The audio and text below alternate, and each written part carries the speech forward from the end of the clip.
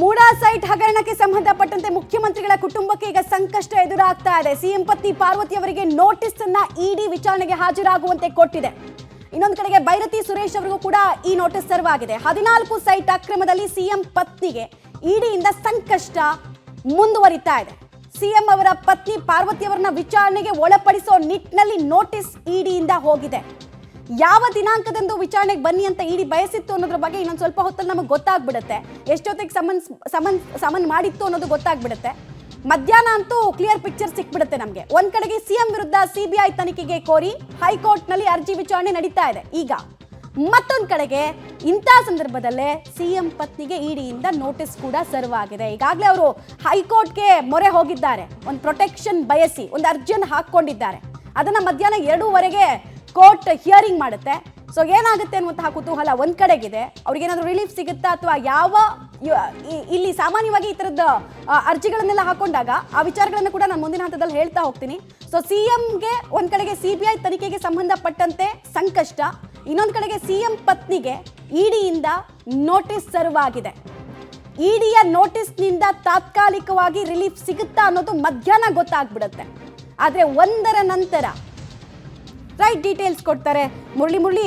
CM ಕುಟುಂಬಕ್ಕೆ ಸಂಕಷ್ಟ continue ಆಗ್ತಾ ಇದೆ. ಒಂದ್ ಕಡೆಗೆ ಸಿಬಿಐ ಹಿಯರಿಂಗ್ ವಿಚಾರದಲ್ಲಿ ಈಗ ಕಂಟಿನ್ಯೂ ಆಗ್ತಾ ಇದೆ. ಇನ್ನೊಂದ್ ಕಡೆಗೆ ಹೈಕೋರ್ಟ್ಗೂ ಕೂಡ ಅರ್ಜಿಯನ್ನ ಸಿಎಂ ಪತ್ನಿ ಸಲ್ಲಿಸ್ಕೊಂಡಿದ್ದಾರೆ. ಸೊ ಇವ್ರ ಪಾತ್ರದ ಬಗ್ಗೆ ಇಡಿ ಏನೇನೆಲ್ಲ ಅಂಶಗಳನ್ನ ಕೋಟ್ ಮಾಡಿ ನೋಟಿಸ್ ಕೊಟ್ಟಿದೆ ಅನ್ನೋದು ಏನಾದ್ರು ಗೊತ್ತಾಗಿದೆಯಾ?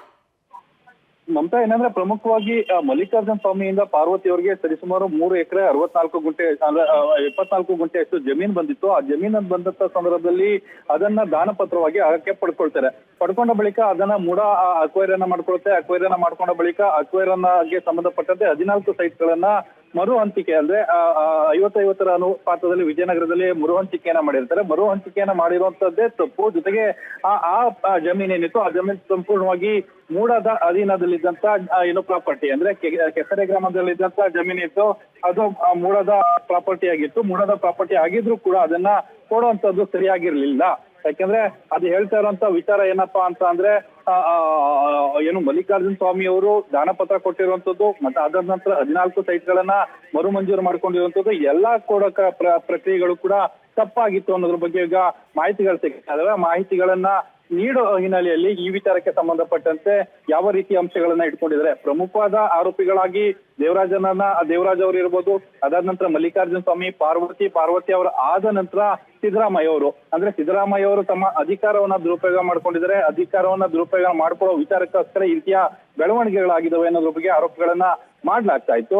ಈಗ ಪಾರ್ವತಿ ಅವರ ಹೆಸರಿನಲ್ಲಿ ಇಡೀ ಸೈಟ್ಗಳು 14 ಸೈಟ್ಗಳಿತ್ತು. 14 ಸೈಟ್ಗಳನ್ನ ಮರು ಹಂಚಿಕೆಯನ್ನ ಮಾಡಿ ಅದನ್ನ ಮತ್ತೆ ಮೂಡಾಗಿ ವಾಪಸ್ ಕೊಟ್ಟಿದ್ದಾರೆ. ವಾಪಸ್ ಕೊಟ್ಟ ಹಿನ್ನೆಲೆಯಲ್ಲಿ ಅವರ ಪಾತ್ರ ಏನಿತ್ತು, ಜೊತೆಗೆ ಮಲ್ಲಿಕಾರ್ಜುನ ಸ್ವಾಮಿಯಲ್ಲಿ ದಾನ ಪತ್ರವನ್ನು ಕೊಡುವಂತ ವಿಚಾರಕ್ಕೆ ಸಂಬಂಧಪಟ್ಟಂತೆ ಆದಂತ ಬೆಳವಣಿಗೆಗಳೇನಿತ್ತು, ಇದೆಲ್ಲ ಅದ್ರ ಬಗ್ಗೆನೂ ಕೂಡ ಇಡೀ ವಿಚಾರಣೆಯನ್ನ ಮಾಡ್ಬೇಕಾಗತ್ತೆ. ಇಡೀ ವಿಚಾರಣೆಯನ್ನ ಮಾಡೋದಕ್ಕಿಂತ ಮುಂಚಿತವಾಗಿ ಒಂದಷ್ಟು ಮಾಹಿತಿಗಳು ಕೂಡ ಬಹಿರಂಗ ಆಗ್ತದೆ. ಯಾವತ್ತು ವಿಚಾರಣೆಗೆ ಹೋಗ್ಬೇಕು, ಜೊತೆಗೆ ಬೈರತಿ ಸುರೇಶ್ ಅವರ ಮೇಲೆ ಒಂದಷ್ಟು ಅಲಿಗೇಷನ್ ಇರುವಂತದ್ದು. ಏನಪ್ಪಾ ಅಂದ್ರೆ ಅಲಿಗೇಷನ್ ಇರುವಂತದ್ದು, ಅವರು ಫೈಲ್ಗಳನ್ನ ಕಳವು ಮಾಡಿದ್ರು, ಜೊತೆಗೆ ಅವರ ಅಧಿಕಾರವನ್ನು ಪ್ರಭಾವ ಬಳಸಿ ಅವರಿಗೆ ಸೈಟ್ ಅನ್ನ ಕೊಡಿಸ್ಲಿಕ್ಕೆ ಕೆಲಸವನ್ನ ಮಾಡಿದ್ರು ಅನ್ನೋದ್ರ ಬಗ್ಗೆ ಆರೋಪಗಳಿರುವಂತದ್ದು. ಅದಕ್ಕೋಸ್ಕರ ಯಾವ ಹೇಳಿಕೆಗಳನ್ನ ಕೊಡ್ತಾರೆ ಅನ್ನೋದ್ರ ಬಗ್ಗೆ ಕಾದ್ ನೋಡ್ಬೇಕಾಗಿರುವಂತದ್ದು. ಮುರಳಿ ಹಾಗೆ ಸಂಪರ್ಕದಲ್ಲಿರಿ.